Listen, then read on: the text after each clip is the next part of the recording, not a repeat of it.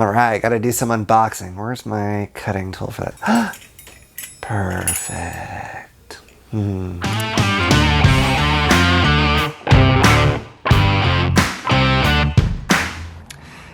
Hi everybody. This huge box is Age of Sigmar Dominion. It is the starter box set for Age of Sigmar 3rd edition. So this game is a little different than most of the games I cover on the channel because this isn't exactly a board game. It's a miniatures war game, and there's actually quite a lot of miniatures that you use in this game.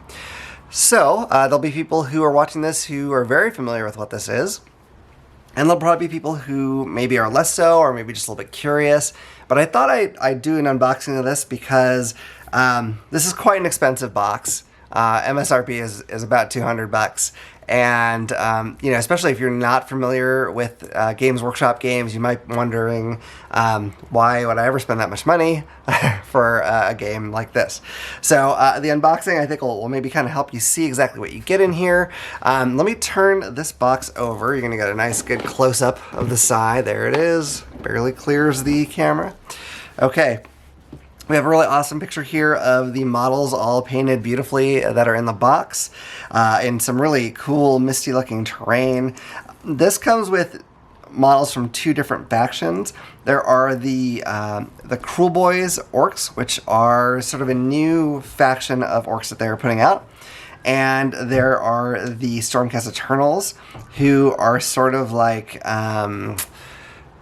big, heavily armored, sort of never fully dying warriors.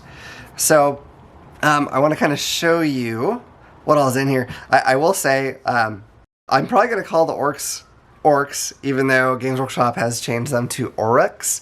We know what they are, Games Workshop. You can stop messing with us. We know. So they at some point decided to make weird names for their orcs and their dwarves and their elves, and you know, all to, I don't know, have trademarks and whatnot, which I understand, but I mean, come on, they're orcs. We know. Okay, so here we go. I was gonna use the wrong tool here for this. So to cut this open, I've got my trusty game box opener. You can see my games in the reflection. You can see me in the reflection. Ooh, that's weird. All right, so let's go ahead and pop this thing open. I'm gonna slice away right there. All right, so if you don't know, these models are not going to be like the models you get in Descent or Zombicide. These are all models that you have to put together yourself.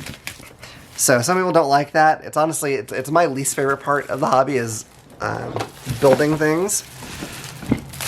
But, you know, it's something you have to do. It's not really bad. It just takes a lot of time. And I like getting to the painting and then hopefully someday getting to the playing. That's also a tough one for me because I like to get as much painted as I can.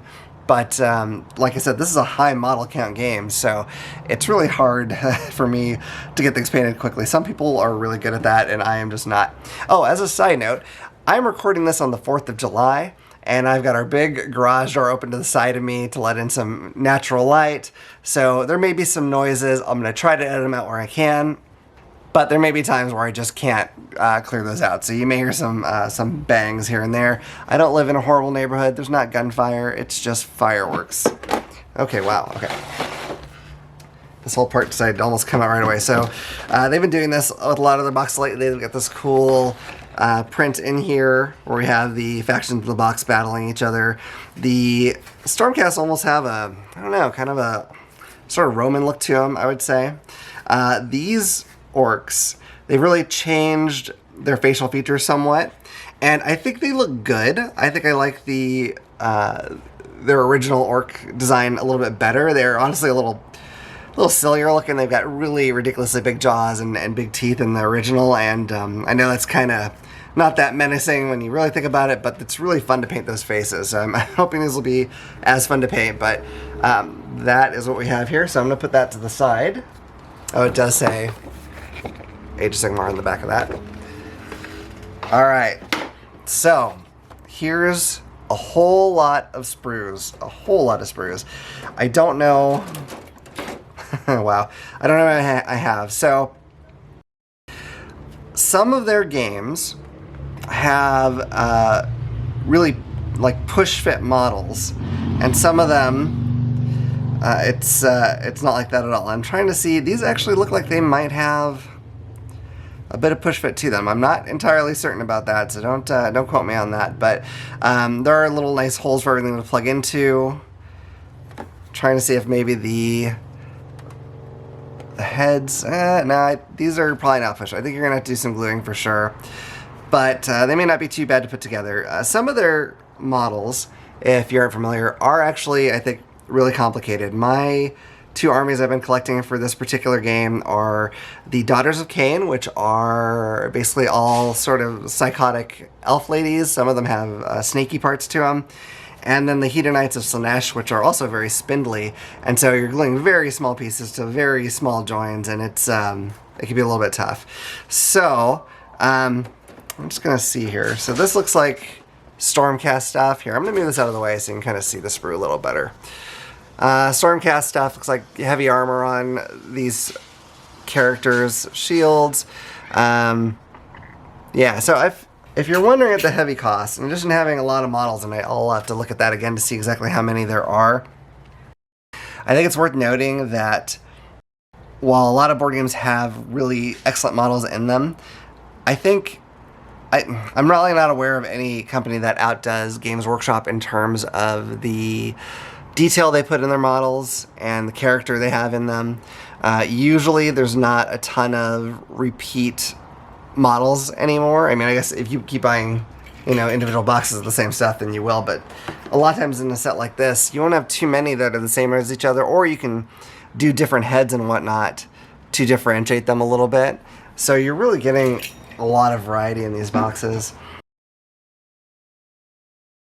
Trying to see, they've got cool, I don't know, I'm trying to see if I can get this in here. So some of the characters will carry banners, and what's kind of nice, it used to be that it would just be like a flat plastic thing, and if you wanted to have a cool design on there, you'd have to paint it on your own, and they've actually started sculpting in a design in here so you can make those banners look really awesome on your own. I guess if you don't like what they've done, that could be a bit of a problem, but they've really made it so that you can have a great looking army fairly easily. So I'm really happy to see all these cloaks on or capes. I have a thing where I really like painting capes. I don't know why, because I don't think I'm all that great at it, but I do like capes a lot, so I'm happy to see that. We have another, we got kind of an axe with a sort of banner hanging off it here. So it looks like a ton, and it is a ton, but the instructions usually are pretty good at helping you put them together. So you can hear all the fireworks going in the background. See, it wasn't really that loud until I started recording, of course. So this, I don't know the name of the creature, but the orc boss in this set has a very large, almost sort of dog-like creature that he's on. So you're getting some big models in this set too, which is great. If you're not familiar with how these games work and how you balance it, usually you're playing up to a certain number of points, so each troop or character you have will be worth a certain number of points, and you might, say, be playing a 2,000 point game, for instance, which is a pretty standard amount, a pretty typical amount that you'd see played, at least in my area, and I think in most spots too. And this box contains, I believe, close to 1,000 points of both of these factions, which is really good because you're already halfway to a full army. If you bought this set and you just were interested in one of the factions, you could probably easily trade to someone who is interested in the other faction, and then you'd both have a pretty good army set. I mean, you may want to buy other things for more variety, but there's some cool like rubble as shields. Yeah, there's one of the orc characters has like a cauldron that he's making things in, and so that's over here if you can see that. All kinds of cool little details on these. Like I said, just the detail that Games Workshop gets in their models is, I really think, second to none. And I'm always looking at other models in other games and sort of comparing them, and there can be some great models out there, but I just don't think they quite come close. Here's another one. They've got, the orcs have some cool shields that have these kind of big faces on there, which I'm going to go ahead and say are probably, could be meant to be squig faces, maybe. Squigs are a creature that the orcs tend to hang out with in this game, or the goblins, and they're basically these big red balls of fury that are mostly mouth and hop everywhere and are disastrous to anyone they come in contact with. Okay, this is the last sprue. The Stormcast Eternals have a character that has wings, and when I've seen this put together, it's a fantastic looking model, really pretty. So you really have a lot of choice in how you want to paint these guys, and a lot of cool models to work with. Okay, so I'm going to bring the box back over because we've gotten through all the sprues. It is kind of maybe hard to look at just sprues and see what it is that you've got in here if you're not familiar with them. So here we got another one of those prints. I think it's the same print. Yeah, exact same thing. Just another one of them. Okay, so go in here, and this happened with my bullet thing where like the interior part, there's a part of the box that's a little munched up somehow. But that doesn't really matter to me too much. This is big base for one of the bigger models. Okay. Here we are. Now we're getting into some stuff here. All right. So with this packet here, let me take a look at this.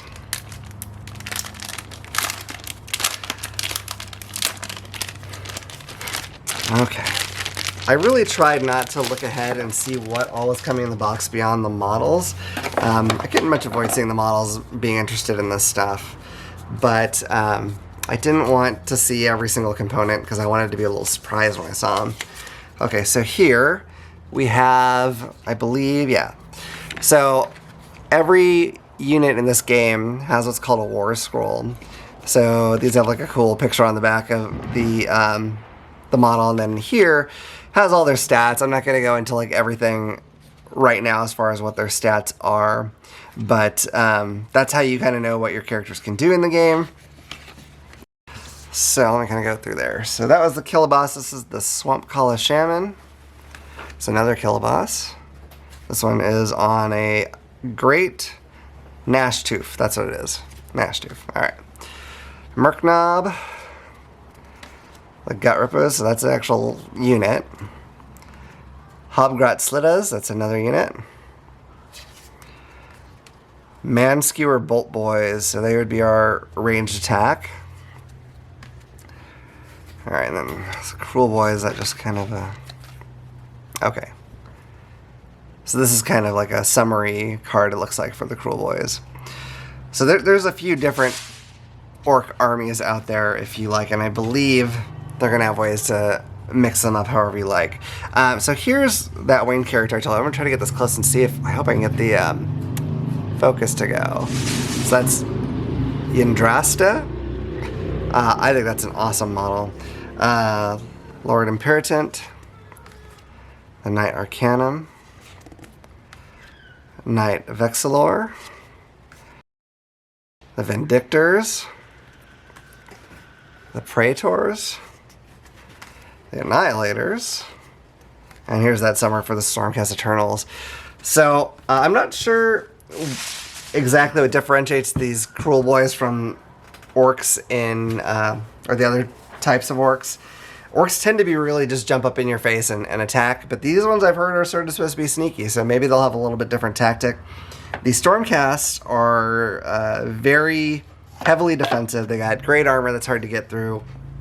I think I heard that the character in here can actually sort of resurrect its own units, so but they don't have as many models either typically, so they're hard to get to. So here's the instructions. Really pretty good. They, they color code things a little bit so you know exactly what you're looking at. But they can still be kind of difficult. I always recommend do a dry fit first before you put glue on them, because once you do the glue, it can be kind of tricky to go back. So always dry fit, even if you're pretty sure you know how it's going to go. You don't necessarily have to push things all the way together, but just make sure it's going to work the way you think it's going to. Rarely a problem with Games Workshop stuff these days. It used to be a lot trickier sometimes, like the things that are supposed to slide into each other just wouldn't, and you'd have to sort of scrape them down until they fit the way you wanted to. Here's the two bosses of their armies together. So it's kind of appropriate that we have all these like little crackles and bangs going on in the back when I'm talking about a war game. I think that's, I'm going to say that's fortuitous and was totally planned on my part. All right, so this says, start here, war at Amberstone Watch. So I don't know if this is going to be scenarios, or is this So it's got some background story here, it looks like, which is great. And it's going to tell you about each of the unit types, which is kind of cool. Helps get your imagination going. So that's nice. All right. Yeah, lots of background stuff in this. So this, I think this book is entirely just background fluff, as they call it, which is cool. I like that kind of thing. You know, this game, Age of Sigmar, is sort of the younger sibling of what was once Warhammer Fantasy Battles, and at some point they decided to do it with that one. I think it was just not selling as well as they would have liked, and they changed it to Age of Sigmar, which went from, you know, having ranked units to now having, you know, you guys all sort of running around, not really separately, they're still together. You have to keep them a certain distance apart from each other if they're in a unit, but it's a little bit different, and I go back and forth whether or not I like this game or Warhammer Fantasy Battles better. I was a big fan of that. I will say, while the background in Age of Sigmar is very well written, when they did that switch over, they changed the world. It used to be on a planet, basically, with continents and whatnot. And now everything takes place in these weird, gosh, it's sort of like outer realm dimensions. Like there's a realm of fire and shadow and all that sort of thing. And I don't like that as much. I know it's kind of it's talking about being able to relate to it when we're talking about a high fantasy world, but it really is a big difference to me when you go from something where it's like I can understand living in a coastal village and having things coming to attack me easier than I can understand living in a realm of shadow and somebody's going to cross a bear. I don't know. It's weird, and then the reasons for changing the fiction over honestly didn't make a ton of sense to me, but I will save that rant for another time.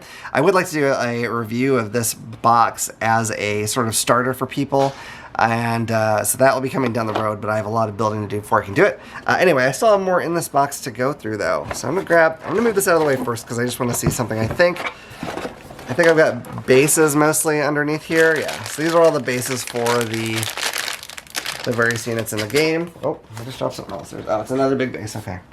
So I'll pop this back in there. See, I don't know what it is. I keep getting these boxes with munched up inside parts. I mean, it doesn't matter. I'm not going to... You don't really store the game in this box, to be honest. Once you get the models built, you probably aren't going to really use the box. So now we have this. This is their sort of deluxe core rulebook. That looks terrifying, doesn't it? If you come from this from board gaming, that looks like a nightmare, because I'm going to say, at least of the games that I play, most of the rulebooks are, I don't know, 16 to 20 pages. This is going to be more than 16 to 20 pages. I'm sure you can tell. So let me open this up. We're going to take a look at it. And I'll show you why you don't actually have to be that intimidated by the size of those rules, if that does intimidate you. Okay, this is a really cool cover, by the way. I really like that. Awesome. I thought this might be that winged character. She doesn't have the wings in this picture, though, so I'm not sure. But another thing, Games Workshop has gotten a lot better over the last few years of, you know, having, you know, females, women. It's not... They didn't have too many before, so they're getting a lot better about it. There's women's Sword Counts Eternals, and I'm seeing that spread through the other groups as well, more than it once was. So you can expect with Games Workshop there's going to be a lot of amazing art in here.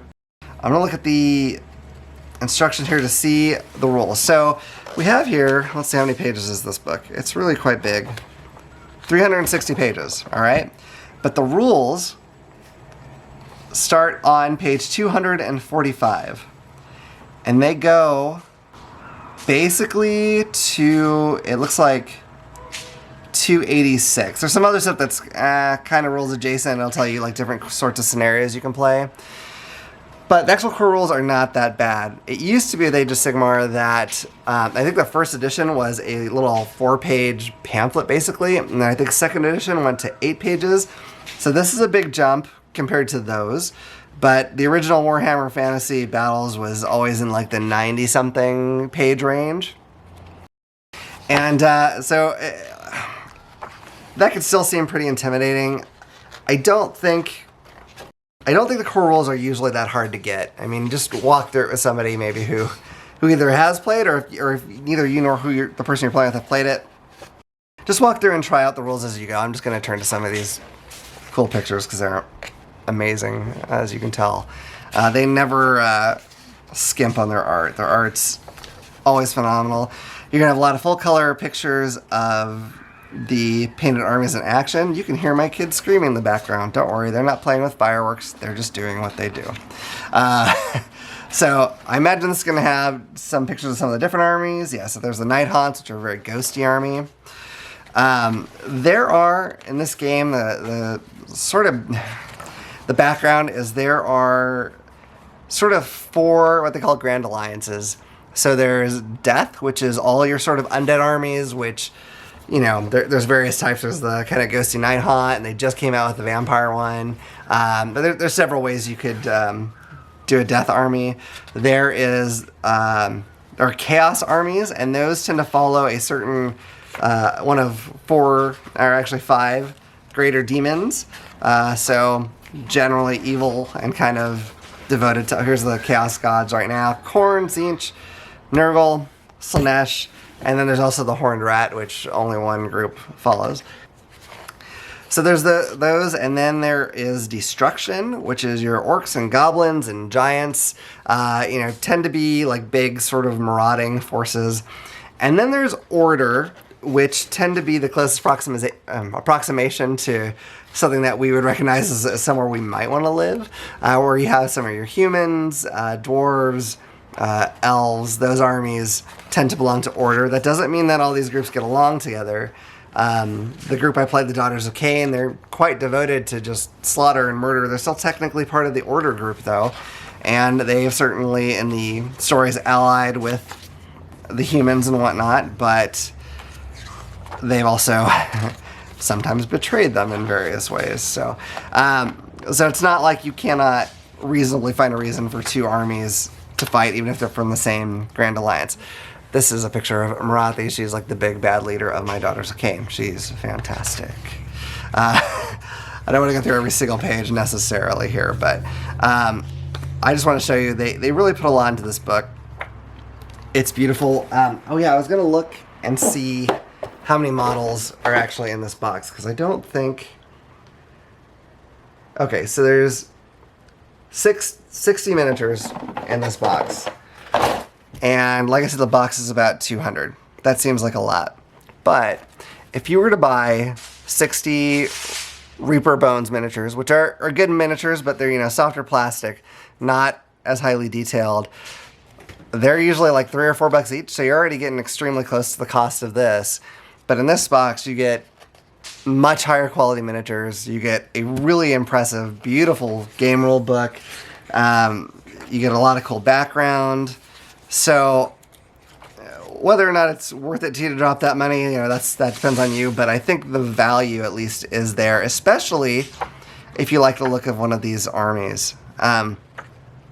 If you are new to this, you might be wondering how you'd even begin to choose your army. And what I always tell people, especially if you're actually going to do the painting, look at the armies that you like the look of first, because you're going to have to be spending a lot of time looking at those and painting them, and see which ones you think look cool to paint, and then maybe figure out how those armies play, and then see which one sounds like the best to you.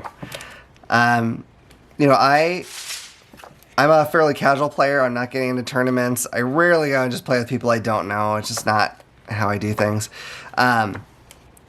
So I don't personally worry too much about what is the best army and what is the worst army. I picked the Daughters of Cain because in Warhammer Fantasy I did the Dark Elves, and the Witch Elves, which are a big part of the Daughters of Cain, were part of that, and I always took them. So I decided to do Daughters of Cain. And when I did that, when I actually started playing this game, they were, I guess, considered to be a really powerful army. And I think now they're kind of more middle of the pack. We'll see how it shakes out with this third edition.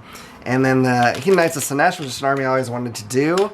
So when they came out, I grabbed them, and then they turned out to be really powerful as well. But now my understanding is that they really are not. So, but that's okay, because I just like the idea of playing with them. So that's all the components for this this big crazy box. Like I said, I want to do a review in the future, especially for people who maybe are thinking of getting into this or wonder if this is even a good set for someone who wants to get into something casually. You know, these big, high model count games are not the easiest to get into casually, I will admit. But I'm hoping to get into this. You know, I'm going to have to play through the rules a bit. Of course, build those various units. And then also, my wife, she did play Warhammer Fantasy with me, but she never played Age of Sigmar at all. She hasn't played any edition of it. So it'll be totally new for her. So having her input on what she thinks of this will be great as well. So that's coming down the pipeline. I can't exactly say when. It's just going to depend on if life allows me to get these armies built and get the game played relatively quickly or not. But anyway, I hope seeing these components have been useful to you, if they've helped inform your desire to purchase this or just get you excited about what's in the box. I think, especially if you are interested in either of these armies, either orcs of any shade or Stormcast Eternals, it's a fantastic way to start. And, you know, if you want to get the book anyway, I mean, if you're into this already, it's sort of a no-brainer. So anyway, that is my unboxing of Warhammer Age of Sigmar Dominion, complete with loud vehicles in the background. I hope that wasn't too distracting. Kind of necessary just because it's very stuffy in here, and yeah, and 4th of July is 4th of July. So anyway, if you well, you were definitely gonna be watching this after I recorded, so I hope you had a good one, and I'll see you next time around the table at All Games New and Old.